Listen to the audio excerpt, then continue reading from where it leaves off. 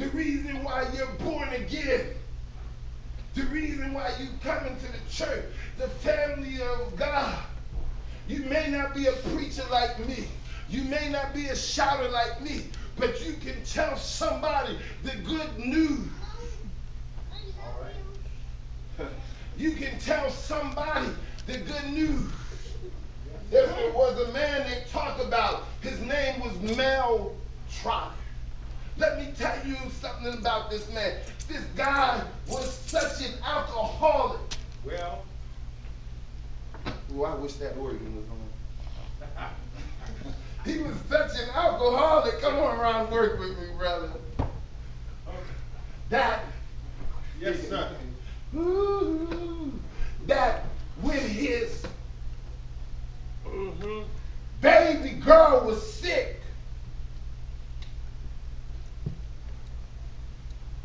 and they gave him money to get the thing that might actually cure his baby girl. Instead of getting the medicine for his girl, he got some whiskey. Then his baby girl died. And you think that would be the pit of depravity. But as they were lowering his baby girl into the ground, he slipped his hands into the coffin and took her shoes and sold them to get some more alcohol. This man was such an alcoholic that nothing could help him. The world solutions couldn't help him. But one day he this depressed him so much he ran away. One day he walks into this shelter and a man is preaching and he gives him an invitation to Christ and he comes to Christ. Yes, sir.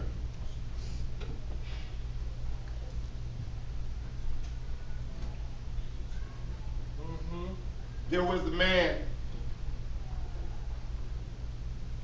His name was William Crawley. Yes, sir. And William Crawley lived a wild life.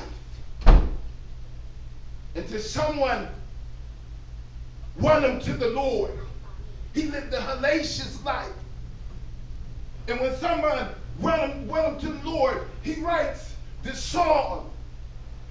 There is a fountain filled with blood drawn from Emmanuel's vein, and sinners plunge beneath the flood, lose all their guilt and shame.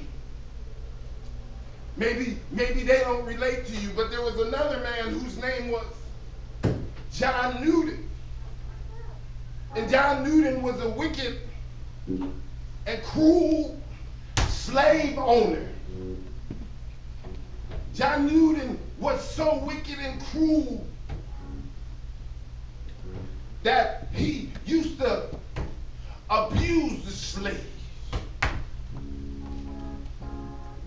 One day he was coming back on a slave ship and there was a storm. And he makes a deal with God. Why am I here? And he says to God, if you will let me live, I'll serve you the rest of my life. And years later, he has a pen and a paper and he writes this song, Amazing Grace, how sweet the sound that saved a wretch like me. I once was lost, but now I'm found. I was blind, but now I see. You don't understand. We as a people are a doomed race. We sin. We break God's heart. But there is forgiveness in God. I thank God that Romans said where sin abounds, is grace much more abound. I thank God that God didn't leave me when I was a doomed, dying, sinful person. But God called me by his grace. I thank God that God found me at a Marie Calendar busting dishes 22 years ago.